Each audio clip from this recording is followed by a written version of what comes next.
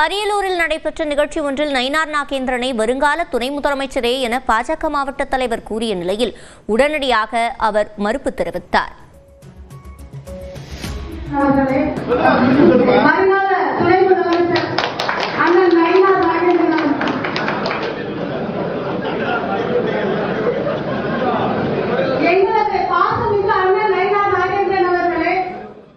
இதுகுறித்த விவரங்களை செய்தியாளர் கலைவாணனிடம் கேட்கலாம்.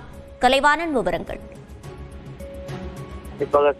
அரியலூர் மாவட்டம் கங்கை கொண்ட சோழபுரத்தை தலைநகரமாக கொண்டு ஆட்சி செய்த ராஜேந்திர சோழனின் பிறந்த நாளான ஆடி திருவாதிரை 23ஆம் தேதி முதல் முப்பெரும் அரசு விழாவாக ராஜேந்திர சோழனால் நிர்வகிக்கப்பட்ட சோழீஸ்வரர் ஆலய விவாகத்தில் கொண்டாடப்பட உள்ளது. முப்பெரும் விழாவில் கடைசி நாளான 27ஆம் தேதி பிரதமர் நரேந்திர மோடி அவர்கள் கலந்து கொண்டார்.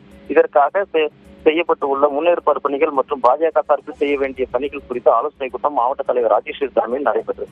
இதில் பாஜக மாநில தலைவர் நயினார் ராஜேந்திரன் கலந்து கொண்ட நிகழ்ச்சியில் வரவேற்று பேசிய அரியலூர் பாஜக மாவட்ட தலைவர் பரமேஸ்வரி, மாநில தலைவர் நயினார் ராஜேந்திரன் அவர்கள் கூறிய போது அப்போது மேடையில் இருந்தவர்கள் வருங்கால துணை முதல்வர் சொல்லுங்கள் மேடையில் குறித்த குரல் வந்தது. அப்போது இதனையடுத்து வருங்கால துணை முதல்வர் நயினார் ராஜேந்திரன் அவர்களே என பாஜக மாவட்ட தலைவர் பரமேஸ்வர் அவர்கள் பேசினார். அதற்கு மேடையில் இருந்த நயினார் ராஜேந்திரன் அப்படியெல்லாம் கூறக்கூடாது என்பது போல கூறினார். அதற்கு பிறகு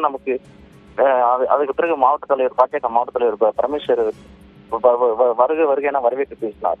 இந்த அரசியல் வட்டாரத்தில் இது பெரும் பரபரப்பை ஏற்படுத்தியுள்ளது. துணை முதல்வர் என பேசியதால்